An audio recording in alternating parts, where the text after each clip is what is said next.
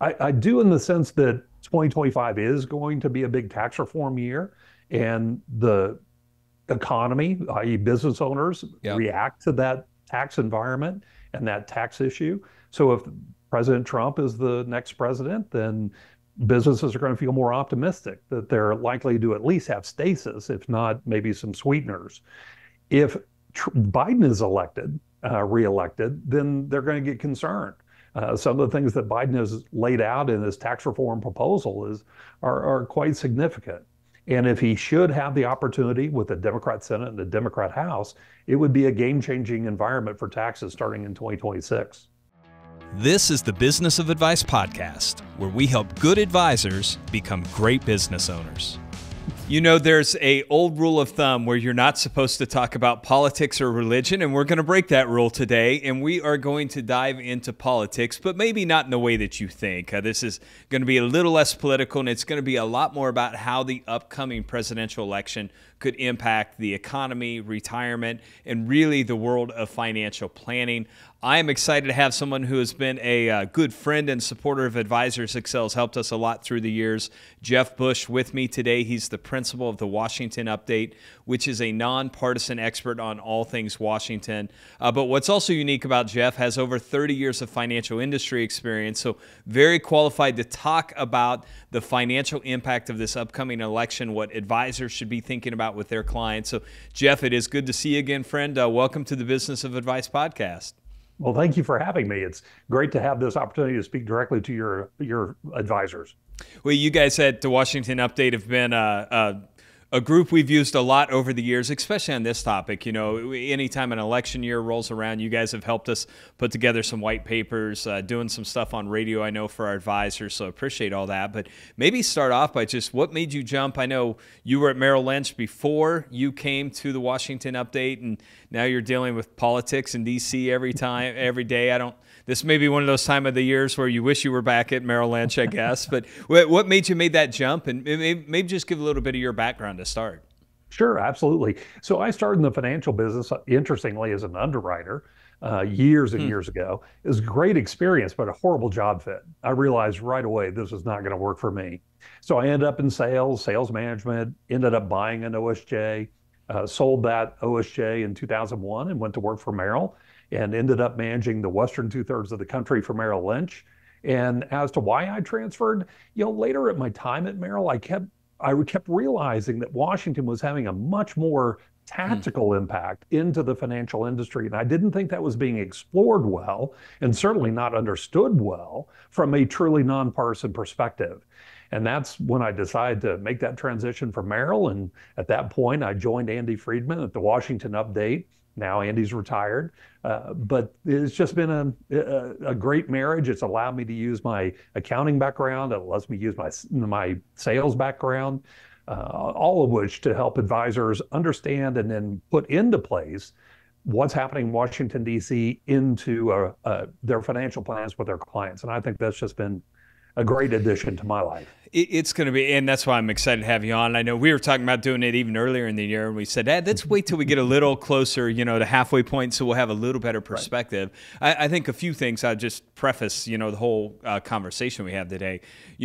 I mentioned it, and you mentioned this is going to be more nonpartisan, so we're not taking a side necessarily, but it's more about like depending upon what happens, what are the potential implications of that? What should advisors be thinking about? But then, candidly, I think because not, they're primarily audiences are financial advisors, but there are some other Mhm. entrepreneur leaders that listen. So I do think we're going to talk about some things, depending on which way, the outcome kind of goes on what any business owner should be thinking about, when it comes to this election. So why don't we start maybe there is just a really general question, not I guess if you want to predict who you think's going to win, but then you're on record. But if you look to November, I would just love to hear your opinion on the possible implications of either candidate winning. So, Mhm. what should we expect if Biden wins? What should we expect if Trump wins? Is there just anything unique there that you think is worth pointing out as kind of a general opening question?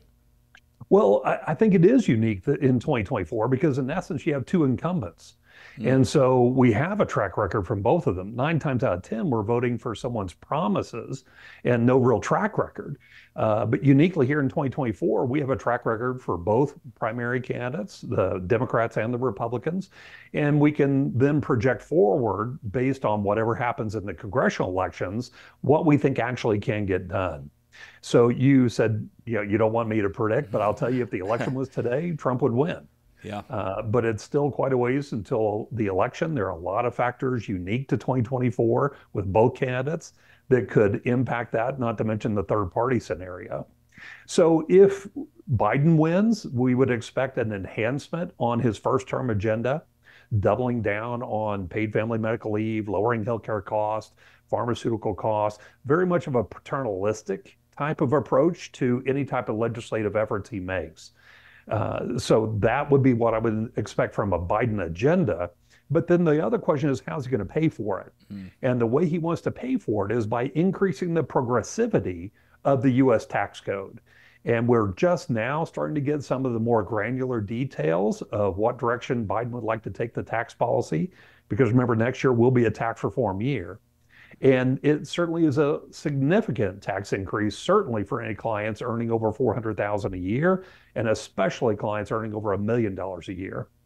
I think for advisors, especially as they're dealing with more high net worth, that is going to be one of those topics that is, you're going to have to be well versed on what it is, right? If we do go forward with that, for sure. So, and then how about on the Trump side? Anything you think we should anticipate seeing there?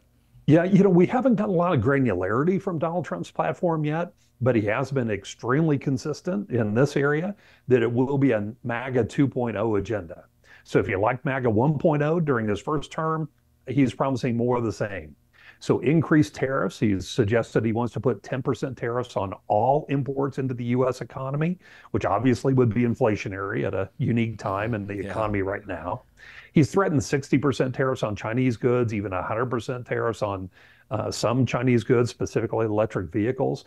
That doesn't seem likely that that would get through, but certainly the 10% tariff, he would be within his authority as a president to implement or move the country in that direction. But he also wants to take a stronger stance on the southern border than President Biden has exhibited thus far. He would like to not only close the border, but then take proactive steps in engaging this migration issue and the drug cartels in Mexico, Central America, and South America. He'd also just like to extend the Tax Cuts and Jobs Act pretty much as is, although he has intimated that he'd be interested in tweaking it a bit, perhaps even lowering the corporate rate a little bit more and giving a little more flexibility to business owners than they have under the current TCJA. One of the things you said earlier is, both are incumbents, so it gives you a little bit of a track record. The other thing that's going to be a little unique is whoever wins will also not be eligible to run again. So is there anything we should anticipate with whoever wins the presidency? Like, how likely are they going to be able to implement their policies? There's two things, right? People know they're little bit of a lame duck. They're not running again. But on the flip side, they don't have to worry about re-election too. So is there anything you should anticipate with someone that's coming into a scenario like that? Yeah, that's a great point, because it's unlikely either candidate would run again in 2028. Let's just assume. Let's hope. that the loser will not try to run in 28. But whichever candidate does win, yeah, you're right. They have no interest in what's taking place after them from their own career perspective. Politically speaking. And so that does free them up dramatically to more aggressively push towards their agenda ends. And again, this is where you have to factor in congressional elections to figure out what do we think they can actually get done. If Biden gets reelected, does he have a Democrat Congress or is it a split Congress? Well, that's a very different environment. If it's a split Congress, then we would expect him to fully charge into regulatory affairs and foreign affairs. That's where our president has almost unilateral authority. If he does have a Democratic president, or excuse me, a Democratic Congress, I think it's very possible with Trump or Biden, if they have a common Congress, that the Senate will bust the filibuster for legislation. I'm very concerned about that. Right now, we have that 60-vote rule called the filibuster rule in the Yep. Senate to pass any piece of legislation. If you get rid of that, then the Senate and the House are the exact same. And it will introduce a brand new volatility we've never had to factor into financial planning. And that's what I call legislative Mm. volatility. So something's legal for 4 years, and then after that, it's illegal. Yep.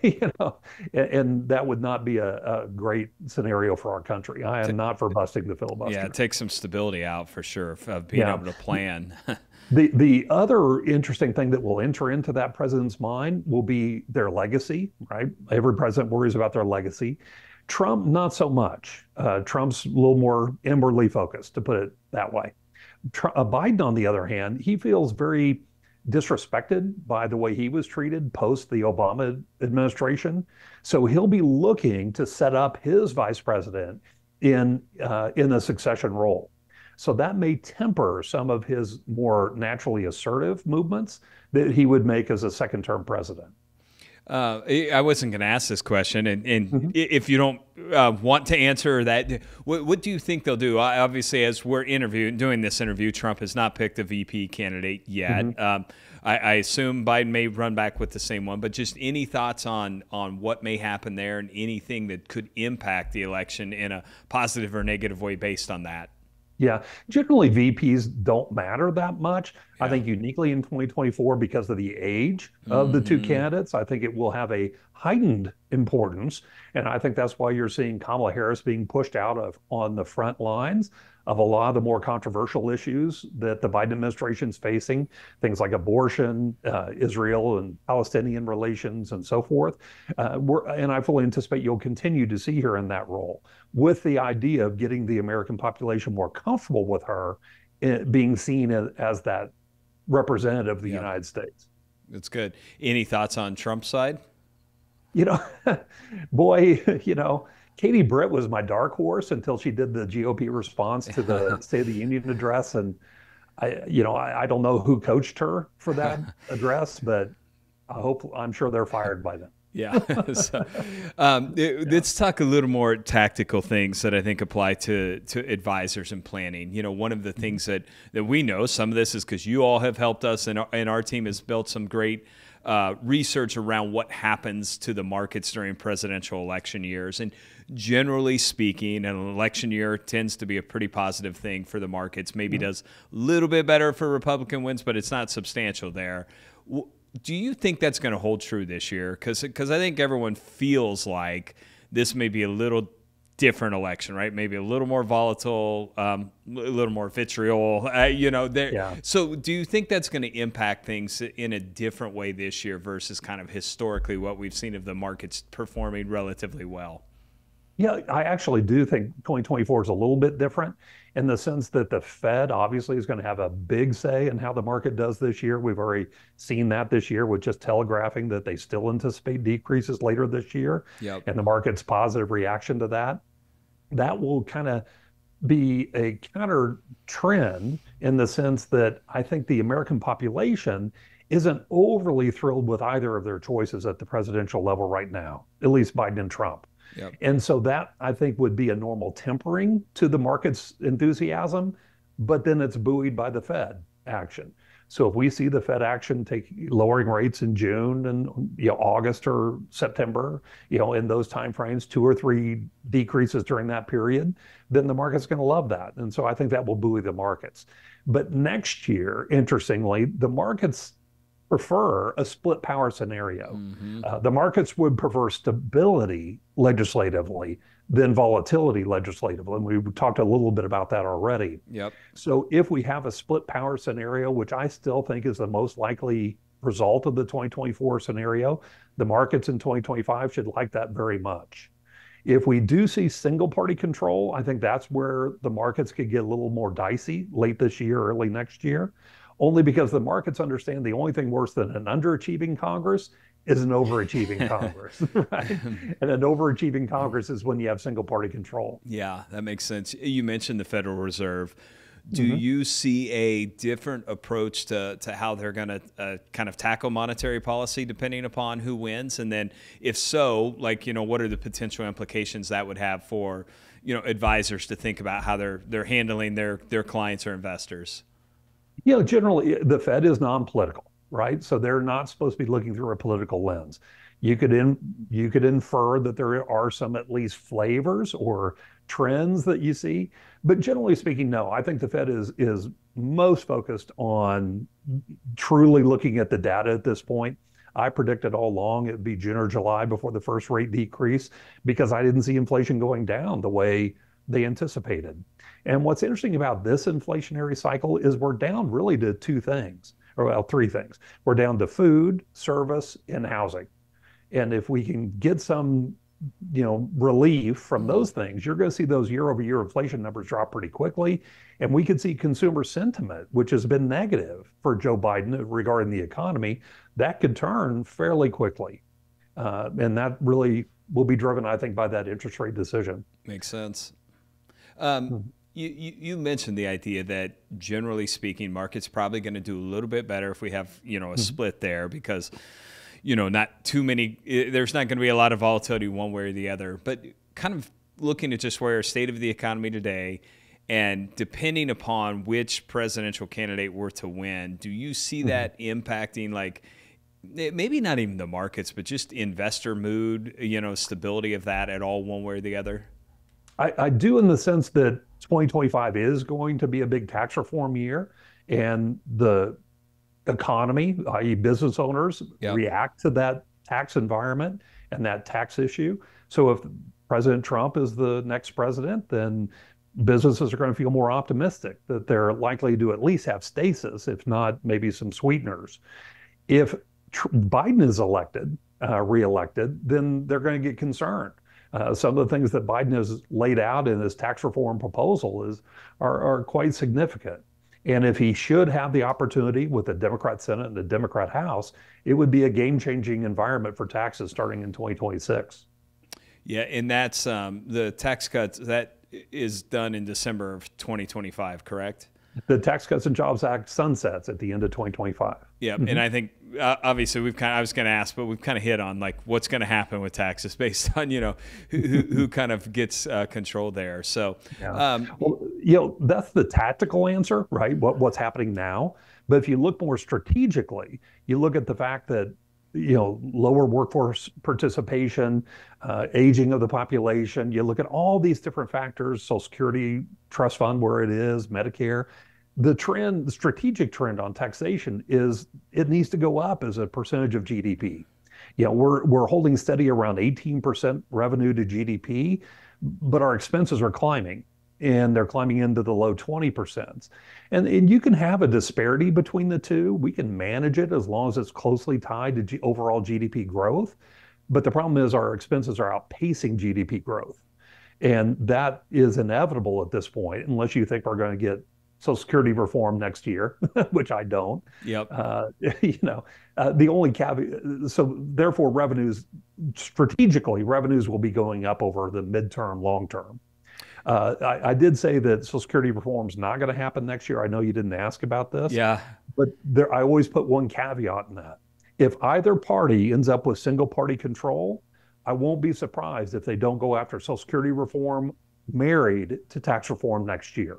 Interesting. Because the two things are just inexorably linked. Let's talk about a couple of those. Like maybe we'll start, you talked about kind of our expenses, so that's just, I think one of the things everyone's paying attention to is our kind of record levels of debt right now. And then the cost of servicing these debts as interest rates are up, continues to grow. How do you think either candidate is going to be forced to figure out how to address that problem? And do they address it in different ways? Maybe one is more focused on raising revenues to match that. Maybe one's more focused on trying to cut expenses. Do you see anything there that, we should be thinking about? I would tell you generically, it's interesting the way you asked the question, because you asked if either president will be forced to deal with that. Yep. Okay. So that's separate from will they? Will they on their own effort try to deal with that issue? Absolutely not. Neither one of them. But if they're forced to do it, and they'll be forced to do it if interest rates stay higher for longer, as we all kind of anticipate they will now, and bondholders say, hey, United States, you're not managing your balance sheet effectively. You want me to loan you money, i.e., buy your bonds, but I'm not getting a return on the extra risk you're taking. And so if bondholders, bond buyers say, you know, I'm not interested at that yield rate, and we're forced to raise the yields in an auction, that's when the market moves against us. And that's the argument against modern monetary theory. Modern monetary theory says, oh, you don't have to worry about debt, right? Because you can just print more money. Yep. Well, there comes consequences with printing more money. It feels like they may be forced, if rates stay up, to have to deal with it, right? The cost of servicing it is getting quite expensive. Eventually a president will be forced to take action on that. And they'll have to address that. And you tell me who the president is and who's in Congress, and I'll tell you what direction they're likely to go. But the real answer to it, and this is what maddens me the most, because I don't think there are very few politicians who are telling us the truth. The truth is you can't tax enough to solve the problem. You can't cut enough to solve the problem. If you want to get our country back on solid fiscal footing, it's going to take pain from both. It's just basic math. Yeah. And anybody's looked at any type of budget or balancing cash flow analysis, anything like that, it's obvious. We need corrections on both sides of that ledger. It sounds like we need someone who's an accountant like yourself to be able to address this. So, well, let's talk a little bit more. You brought up the idea of Social Security, right? I think it's another one of those, like, ideally, they're not going to address it if they don't have to. But I think it's one of those things. This year, we've talked a lot about this with our advisors. It's kind of being branded peak 65. So more people will turn 65 this year than at any other time in our country's history, and it won't happen again, so this is a peak year for it. I know it's something that's talked about a lot, but in the short term, do you really think anything happens around that? And then, well, I'll start there, and then I'll maybe ask a follow-up question to that.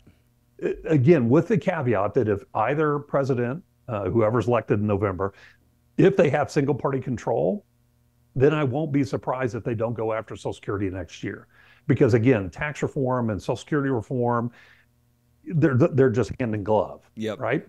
And we know we have a drop dead date with Social Security. We know something has to be done. So that president, in my opinion, is going to say, well, this is the best opportunity we're likely to have between now and 2033. Let's just go for it. And that could be palatable. But the likelihood of that happening, I think, is fairly slow or fairly low at this point. Yeah, the big caveat is you've got to have control of everything to make that happen. So this is the follow-up question I want to ask. And so, I would say a very big part of the planning our advisors do, Social Security's become a big part of, someone's transitioning into retirement. How much income are they going to have to live on? Social Security being an important part of that puzzle, I guess, that you're putting together. What are realistic options? If someone did get control and they said they are going to address this, like, what should people be thinking about? Like, that's an actually realistic? Maybe that's, we're raising the retirement age a little. Are there some that you think are realistic out there? Well, the only realistic scenario is to address all the variables of the Social Security formula at the same time. And that way we tweak everything a little bit so it doesn't hurt any one group too dramatically. Now, I want to be clear. I'm talking about impacting people who are more than 10 years from full retirement age. I turned 57 this year. This is the first year I've included Social Security in my financial planning. But what I also did is I adjusted the inflationary factor on my Social Security payments down, because I think the likely scenario, we'll know they're finally serious about Social Security reform when they're willing to talk about all those variables at the same time. That would be tax rate, tax cap, early retirement age, full retirement age, means testing, and one final thing, that inflation factor. So the only thing I think that will impact anyone north of 57 at this point is really the inflation factor.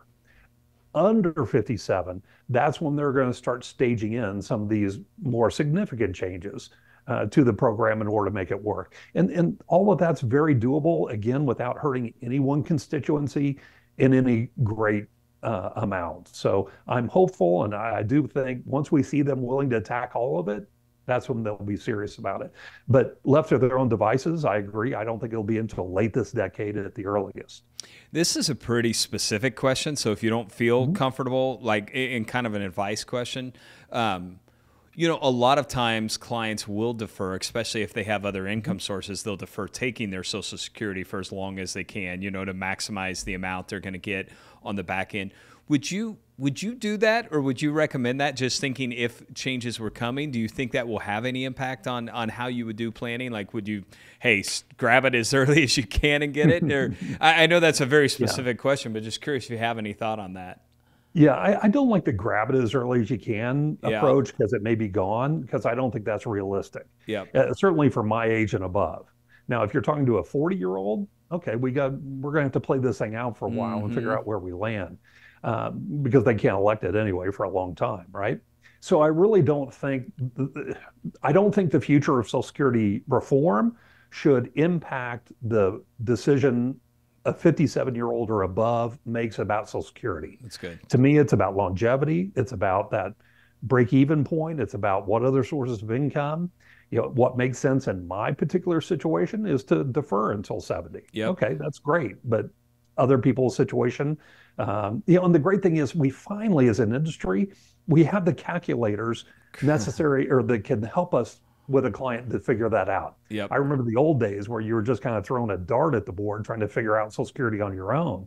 What a nightmare. And it's shameful that it's taken our industry this long to evolve to a point where we can empirically make that decision with a client based on their unique situation. Well, I think that's one thing, right? Advisors have so many great tools now to be able to Mm-hmm. help people make an educated decision. I guess the other thing I thought as you were talking about that is, like, this is probably going to be a topic, right? We're probably Mm-hmm. going to hear about it in an election year. I say one of the things I think I remember a guy calling it newsjacking, right? So you might as well insert yourself into the conversations that are being had. So I think as an advisor, making it clear to people that you do that is a part of what you're doing, and you can help them make wise decisions around this is going to be an important thing to be talking about this year. So, Yeah. because Well, it's going to be the conversation people are having in their house, right? absolutely. They are having it in their house. And, Yep. and shame on advisor if they're not proactively letting their clients know that that's a part of the value they provide to them. Because we all know how complicated those Social Security decisions can be, especially in second marriages and things like that. My goodness, yeah, you have to be able to show your expertise there, be able to tap into resources in a complicated situation. But I think what a great way to add value to clients. Yeah, it's going to be a big one. Okay, changing it up a little. This gets away from more of the marketing plan or market planning aspects, but I think something that we're seeing, I'd say over the last few years, is maybe an increase in regulatory action enforcement. Obviously, an administration does have some influence on that. So, especially in our industry, financial services, very heavily regulated industry with both, SEC, FINRA, state insurance departments. Are there any regulatory things that advisors, and this could apply to maybe other business owners also, should be thinking about depending upon kind of outcome of the election that you think would be maybe top of mind, or things that are going to be an agenda in either one of the administrations? Absolutely. The two parties just are in very different places as it relates to the appropriate regulatory actions of the federal government. Republicans want to slash and burn, get rid of as many as they can. I think we all agree there are way too many, so there's justification for that thought. But then on the other hand, Democrats tend to think of regulatory environment in a very paternalistic way. Taking care of the average American, uh, just making sure that companies aren't taking advantage of consumers and the like. But what you need to understand is when a president will, if they lose control of Congress, President Biden had a Democrat Congress there for a while, and then he lost it. Well, the moment they lose Congress, they immediately focus where they have almost unilateral authority. And our president actually is pretty narrow as to where they have that unilateral authority. It's around foreign affairs and regulation. So it didn't surprise me a bit that we saw a ramp up in Yeah. regulatory efforts by the Biden administration as soon as he lost the House of Representatives. It was just clear as the sun's going to come up tomorrow. So that's certainly true. One area, interestingly, a bipartisan agreement around regulatory reform, although they have no idea how to do it, is around AI and social media platforms. Yep. So I'm really surprised we haven't seen a little more action on that tech side of regulation. I know this isn't a tech call, Yeah. but I'm surprised we haven't seen more action there. They seem to be going for that low hanging fruit in their perception, the Democrat or the Biden administration right now. So that's why we're seeing not only issues around SEC and FINRA and so forth, but we're also seeing actions that impact our business on FCC regulations around cold calls and texts and things like that, on independent contractor status. All those things affect our industry dramatically. Mm-hmm. Well, it's yeah. The texts do not apply to them though, because the amount I'm getting from the politicians on a daily basis is crazy right now. So Exactly. Yeah. it will be interesting though. I think people are starting to see how that can impact their business. I think it's one of those things when you start in as advisor, you probably don't think about as much, but as your business grows and you see the impact of that, that's a big thing. So ask you kind of a final question, then I want to jump into a couple just lightning round quick questions, but and this is a little more general way to maybe close this. So an advisor is listening to this, right, that works with us. What would you be telling them as they sit down with their clients this year, right? So let's say second half of this year leading up to the election, after the election.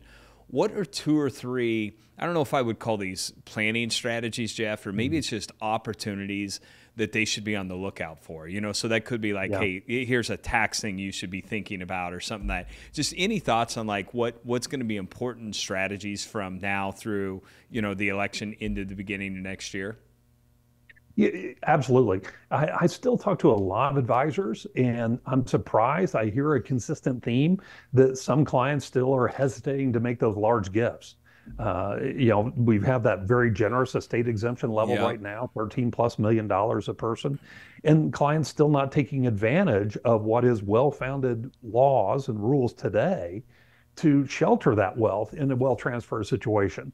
One of the things Biden is very focused on, if he has the opportunity to do tax reform next year, is closing our ability to set up some certain trust structures or curtail certain trust structures or business structures that we've used historically consistently in our industry to pass that wealth on. So they may not have that opportunity in 2026 or beyond. So certainly to the extent, your clients have not taken advantage of the opportunities to get their estate planning work done, get their trust set up, get the gifts going, things like that, they definitely need to take advantage of that opportunity now. More tactical than that, inside the tax code, we currently enjoy a 24% tax bracket. If Tax Cuts and Jobs Act goes away, the 24% bracket goes away in favor of a 28 and 33% bracket. With the lion's share of that incremental dollars of earnings going from 24% tax rate to 33. So near as I can count, that's about a 50% tax increase on those dollars of earnings.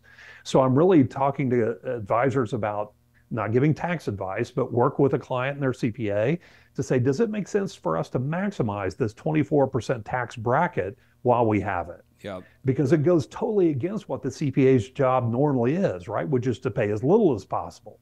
And here you're saying, no, it may make sense to pay more than we need to now to protect it from that 50% tax increase. So that's kind of the tactical things that I think are really out there right now. But then more strategically, we're still not seeing enough attention to diversification. Now, advisors spend a tremendous amount of time, and rightfully so, on asset diversification through asset allocation. I'm talking about asset location diversification. So diversifying one's tax exposure in retirement so that as we see the tax code change over time, the client gets to manipulate the tax code instead of the tax code manipulating them. So I'm suggesting for your higher net worth, higher income clients that the way we create value in the future is by getting the asset allocation right. But that's just step one. And let's be honest, that's somewhat been commoditized. But more importantly, marrying it with the right asset location. And that's where you create value. So here we're talking about Roth conversion. We're talking about annuities for tax deferral, life insurance for possible tax-free income, overfunding 529 plans, HSA plans. That's where we can provide value because a client's not going to inherently know anything about that. And that is really valuable, certainly to me as Yeah. as an investor. Yep. No, those are great, great feedback, great advice. Hmm. I think the thing you heard there, and it's ironic. 2 weeks ago, we hosted a tax training event here in our office. Had Bob Hmm. Keebler, who's a pretty renowned CPA and one of our advisors who does a lot. And this is going to be a hot topic, right? Yeah. No matter what happens, Bob talked a lot about just the tax cut. If it sunsets some of the provisions. So I think that's an important one. If you're an advisor and you're not thinking about tax planning in what you're doing with your clients, you're going to be missing the boat big time. So, Yeah, no, great. I totally agree. I anticipate being just as busy next year as I am this year being an election year because Yep. of that. Yeah. Yeah, maybe more because we're going to know, and then we can Yeah. actually give good, solid, concrete advice around that. So, okay, let me ask you a few just kind of quick lightning round questions here at the end that we ask everyone at the end of the podcast. So, the first one is I try and use COVID as this reference point of like, I think it made leaders reevaluate things, right? Maybe they learned new lessons going through that. But is there one lesson that you learned coming through COVID that you feel like you'll carry forward for the rest of your life? Oh, wow. I was ready for political questions. Yeah, it really is I lost my parents during COVID. Mm, And I know my parents would have given up that extra month or two if they could have given us a hug. yep. So I'm really trying to carry out of COVID, reestablishing those personal connections, appreciating them, and valuing them more than I did before. Yeah, I think a lot of us probably took those for granted Hmm. until we didn't have them. So I think that's a good one. So in your field, and maybe I'll say, in what you're doing today, transitioning, not that you're still not talking financial services, but is there one thing that you feel that you did that took you from being good to great? Oh, uh, it's the time in. It's funny. I look back at a video that something like this, a podcast or whatever, I did back in 2012 talking about politics, Hmm. and I was like, "Oh my gosh, I can't believe people even hired me." So I look at this the same way your advisors look at their business. There is an element of wisdom that comes over time, and even though I've always been a political junkie, my livelihood didn't depend on it until 2011 when I started going out and doing this. Yeah. And so the time spent, there's no substitute for that, none whatsoever. Yep. And being prepared. That's good. Is there something, so third question, something that you're doing to continue to grow in your own personal growth and development this year that's maybe different or that you're excited about? Yeah, yes, it is, and I think advisors can have the same experience as well. I'm always trying to challenge myself in how do I present this more effectively. I am not afraid when I've been very fortunate. I have a lot of clients that hire me year after year after year, so I have those relationships with those people. Yep. And after I present, I can say, okay, what worked well, what didn't go well? Was there a part of the presentation that really didn't catch as much as you would like for it to have? So I'm just always trying to get that feedback from trusted sources. And that, in my mind, for you all for advisor would be their clients. Yep. What am I not doing? What area of your financial world do you have anxiety about that maybe I just haven't mentioned I can help you with? And always striving to broaden that relationship out and broaden that skill set out to become the professionals that no doubt your advisors are already. That's great. Fourth question, what is the one book that you've recommended most to other, I'll just say leaders? Is there one book that Yeah. you've recommended the most? That is by far the easiest question you've given me. Monday Morning Leadership by Steve Cottrell. It's a little quick read. I'm actually not a very good reader, and so it's hard for me to sit down and actually read a book. But it's a short, quick read, and it just comes with snippets of leadership.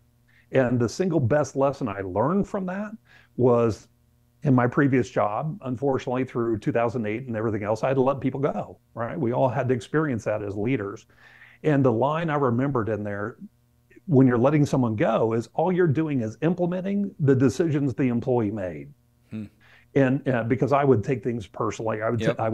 it would eat me up because everybody's got good skills and talent and you wanted to keep them, but the reality is there were some people you had to let go.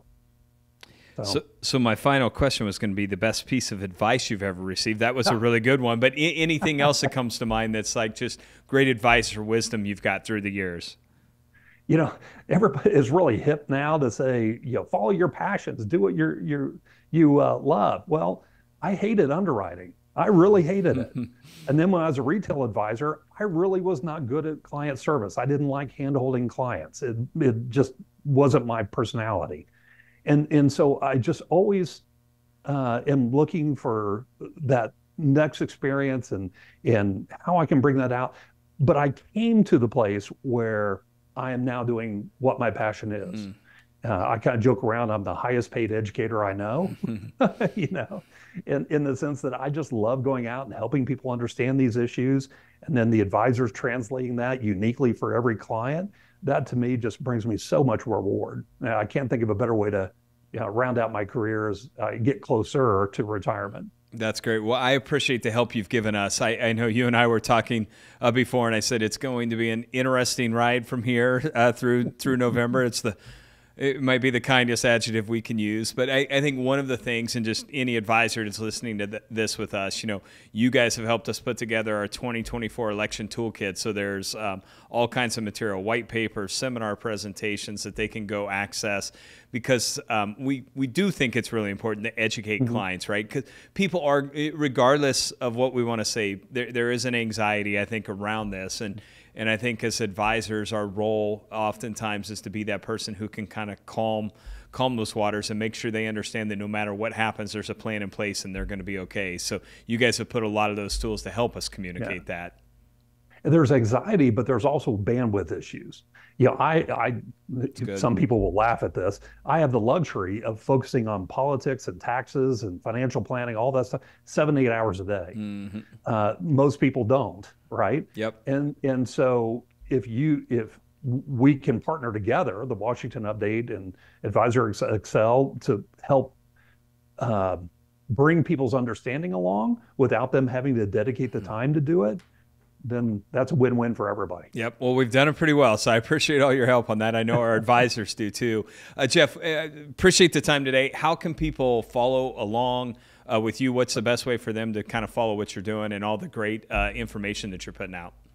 Well, thank you for that. They can follow me on any social media they're on. Just look for Jeff Bush, the Washington Update, and you'll see our logo there. And you follow me.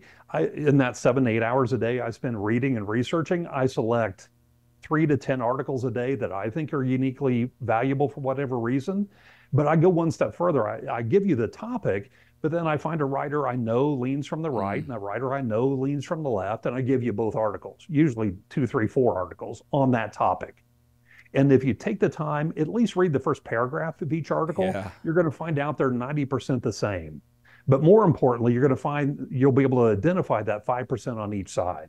And when you can identify that 5% on each side, that's when you start developing wisdom around that particular topic. And I guarantee you the topics I'm sending out and posting every day, and there are multiple each day, the topics I send out will come up in a client or engagement this week, because it's topical. Well, I think, they're going to be talking about it. I also think so many of our advisors are doing live events, radio, TV, right? These are also topics you need to be educated on. So, Jeff, as always, appreciate all that you have done for us and our advisors and keeping them informed and taking the time to join us today. Thank you for having me.